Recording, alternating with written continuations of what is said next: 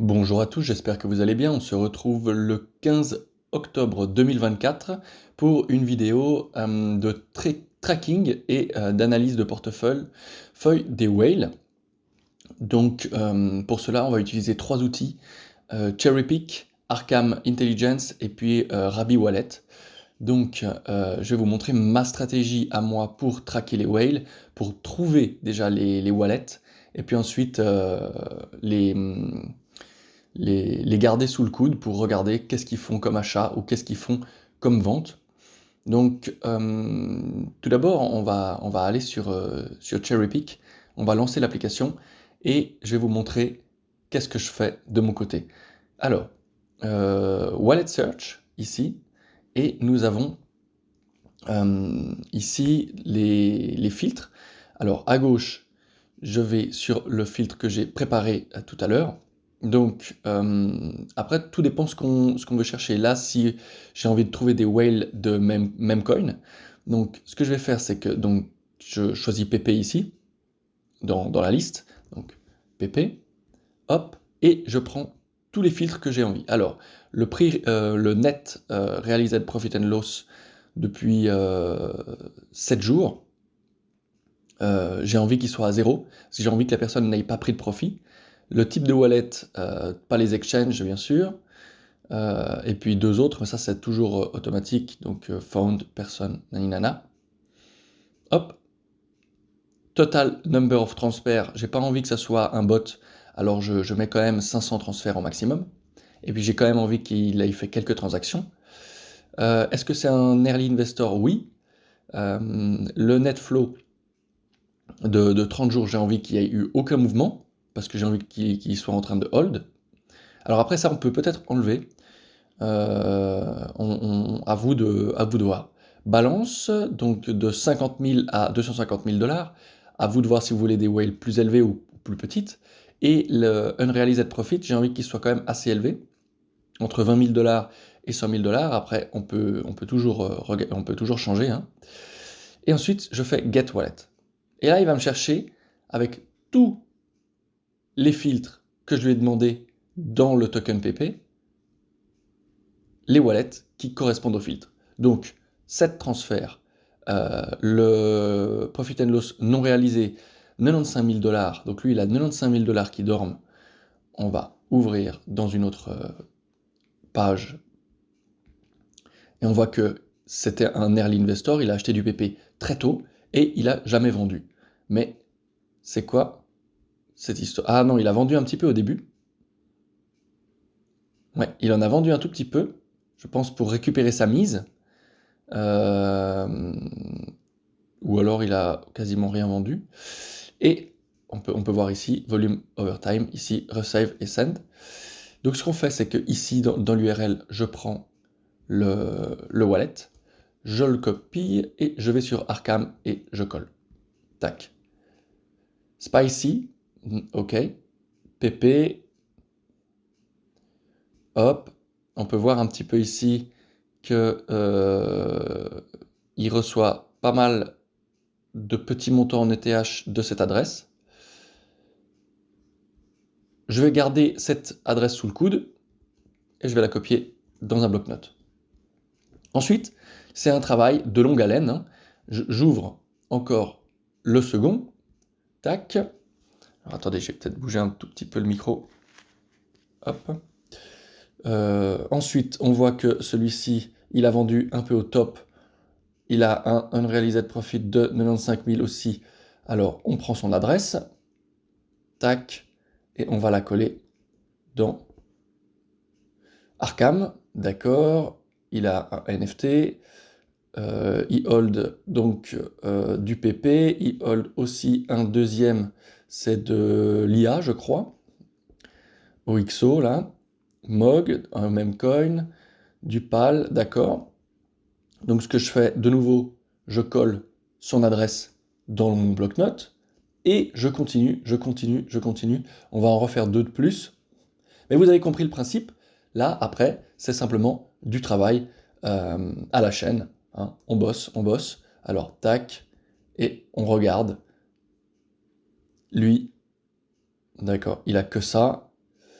Bon, ce qu'on peut faire aussi, si par exemple on voit qu'il n'a rien d'autre dans cette adresse, il peut en avoir plusieurs d'adresses. Donc on garde son adresse copiée, on va dans le visualizer, on colle l'adresse et là on tombe sur toutes les adresses qui ont discuté avec son adresse. Donc on voit qu'il a beaucoup discuté avec Coinbase, on va la mettre de côté. Toutes ces adresses-là, ça ne nous intéresse pas. OpenSea, ouais, hop, hop. Et puis on fait le tri comme ça, on regarde cette adresse, bon, il a discuté une fois. Ce que j'aimerais, c'est trouver peut-être une adresse où il a discuté un peu plus qu'une fois. Ah, celui-ci par exemple, OpenSea User, on tape dessus, on va récupérer son adresse en haut, hop, ici, tac, et je vais rechercher.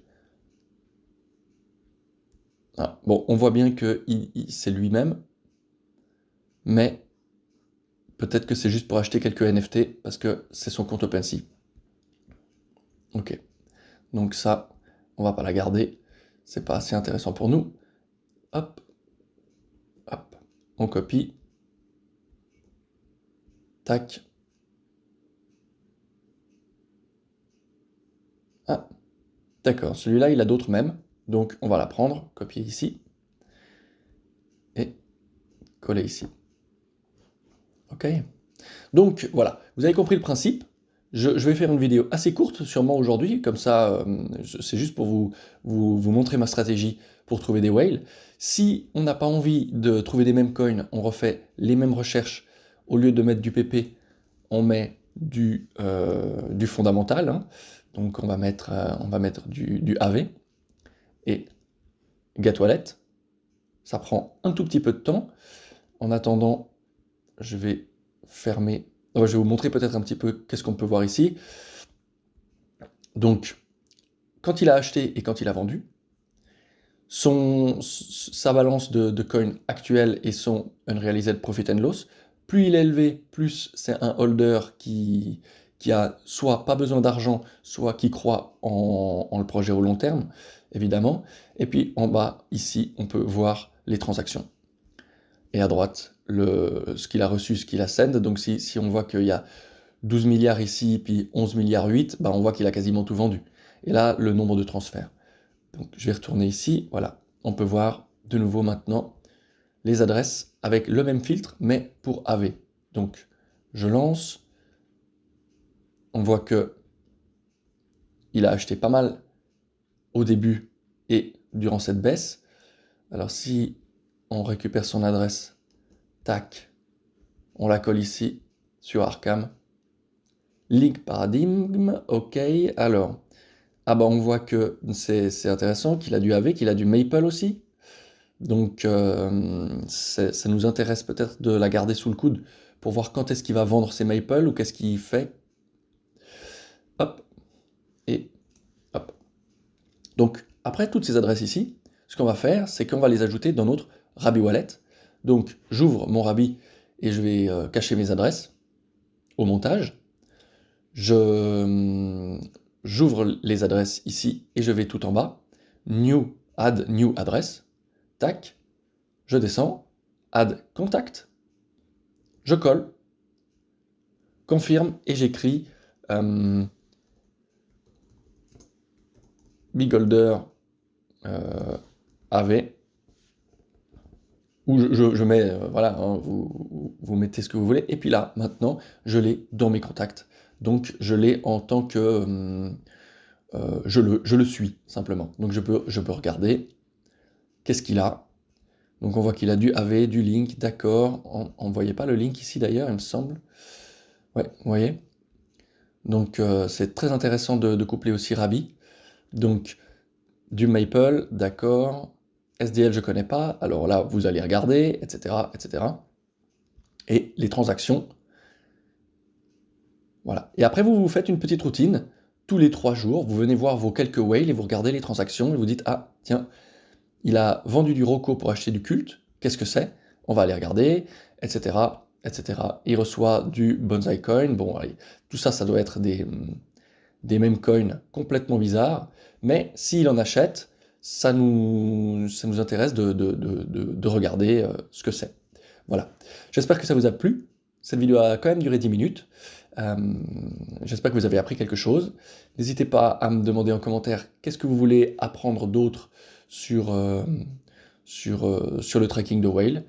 J'ai d'autres stratégies, je pourrais vous les partager une autre fois. Voilà, je vous souhaite une très bonne journée à tous.